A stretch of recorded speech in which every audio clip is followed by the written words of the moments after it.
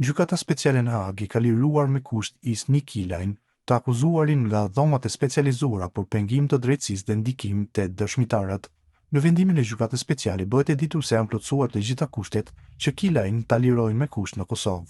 Gjykata konstatoi se rrethanat kishin ndryshuar që prej rishikimit të paraburgimit të zotit Kilaj në tetor të vitit 2025 dhe se mbajtja e tij në paraburgim nuk ishte më as e arsyeshme as proporcionale. Megjithatë, gjykatësi konstatoi se ekzistonte një farë rreziku që nëse lirohej zoti Kilaj, mund të pengohet ecurinë e procesit ose të kryej vepra penale të tjera. Ai arriti në përfundimi se në rrethanat konkrete e drejta themelore e zotit Kilaj për liri peshon në shumë sektore rreziqe. Ndër faktorë të tjerë, gjykatësi mori parasysh se koha që zoti Kilaj ka kaluar në paraburgim në këto momente te kalon dënimin minimal sipas ligjit me të cilin ai do të përballej në qoftë se do të shpallej fajtor për veprat penale për të cilat është akuzuar.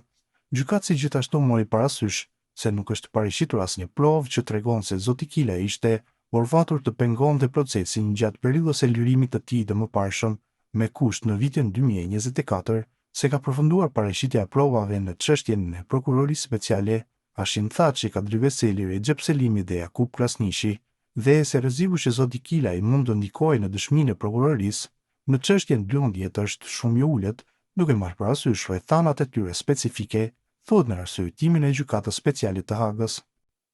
Air Albania, operatori kombëtar i fluturimeve ajrore, po shfaq probleme të mëdha ditët e fundit. Sipas faqes zyrtare të Tirana International Airport, gjatë ditës së djeshme 8 dhjetor, Air Albania nuk ka kryer asnjë fluturim. Edhe për datën 9 dhjetor në faqen e tij nuk ka asnjë fluturim të planifikuar me Air Albania. Agjencitë e udhëtimit thanë për Monitor se nga e shtuna operatori ajror nuk ka bërë fluturime. Pasagjerët që kishin udhëtime ndërkontinentale tranzit përmes Stambollit janë drejtuar përmes aeroportit të Prishtinës ose atij të Podgoricës. Për datën 9 dhjetor, ndonse në faqen e tij nuk shfaqet asnjë fluturim i programuar nga Air Albania, agjencitë thanë se në sistem vazhdojnë të figurojnë fluturime edhe në faqen e Air Albanias. Është e mundur të blesh bileta drejt Stambollit nga e marta në mbrëmje. Ndonse në faqe ka shumë destinacione, kompania prej kohësh operon vetëm me linjat e Stambollit dhe Milanos, por tashmë drejt Milanos nuk ka më asnjë fluturim. I vetmi destinacion ku Air Albania po vazhdon të shes bileta është Stambolli. Agjencitë e udhëtimit thanë se kompania ka njoftuar se të martën do të rifillojë fluturimet dhe në sistem udhëtimet rezultojnë aktive. Problemet me operatorin kanë filluar pasi Turkish Airlines ka njoftuar se ka vendosur të shes gjithë pjesën e saj prej 49% në Air Albania.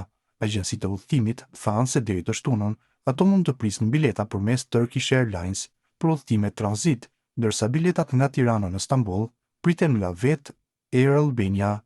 Nga e shtuna, kur dhe ndaluan fluturimet e Air Albanias, agjencitë nuk mund të prisnin më me Turkish. Në mes të muajit nëntor, me një njoftim të publikuar në platformën turke të transparencës publike, Turkish Airlines deklaron: bordi ynë ka vendosur të shes të gjitha pjesëmarrjen në Air Albania SPK, në të cilën kompania zotëron 49%. Zhvillime të rëndësishme do të ndajmë së shpejti me investitorët.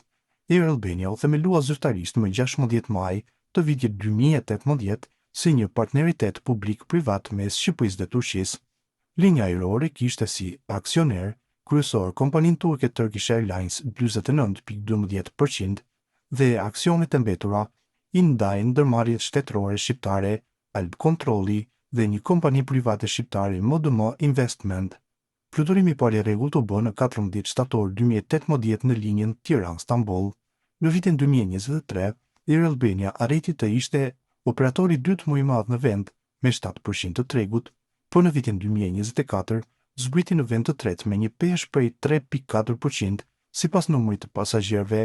Konkurenca e Wizz Air dhe Ryanair ka ndikuar në aktivitetin e këtyre operatori në destinacioneve përveç Stambollit. Kompania nuk ka dorëzuar asnjëherë bilans sipas të dhënave nga tatimet. Shërkëndimi vjetor i kompanisë ishte rreth 3.8 miliard lekë në vitin 2021 për të arritur në rreth 5 miliard lekë në vitin 2022 dhe 5.5 miliard lekë në vitin 2023. Në vitin 2024, të ardhurat janë rreth 4 miliard lekë sipas të dhënave indirekte nga tatimet. Kompania ka rezultuar historikisht me humbje të larta, duke e kthyer atë sot me një shoqëri praktikisht të falimentuar,